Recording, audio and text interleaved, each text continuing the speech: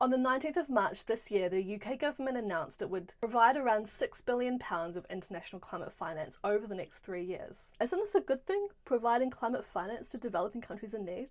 Well, hear me out.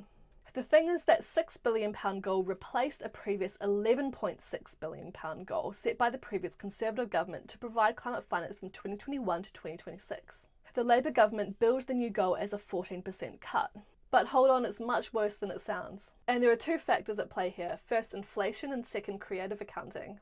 On the inflation front, and it's news to nobody that there's been a lot of inflation since 2021, when you take inflation into account, the new target is about 30% lower than the old one, not 14%.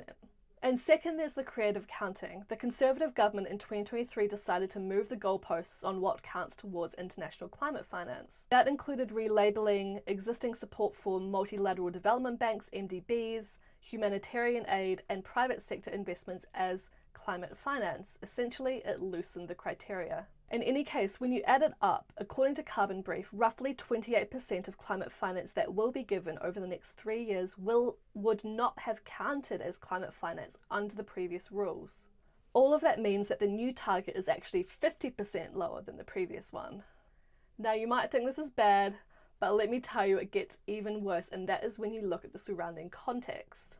At the UN climate talks COP29 in Baku, Azerbaijan in 2024, developed countries agreed to roughly triple their existing climate finance to developing countries to $300 billion per year by 2035. UK financing is therefore going in the wrong direction entirely by halving rather than tripling. Is the UK alone in this? Well, no. Several European countries have announced that they are cutting their climate finance and other aid to boost defence spending. And don't even get me started on what's going on the other side of the pond.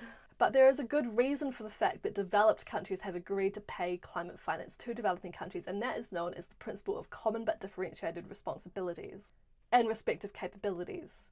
That essentially means while all countries have responsibilities to tackle climate change, the richest must address the problem first and fastest and also provide finance and other means of support to countries that are poorer to allow them to follow suit.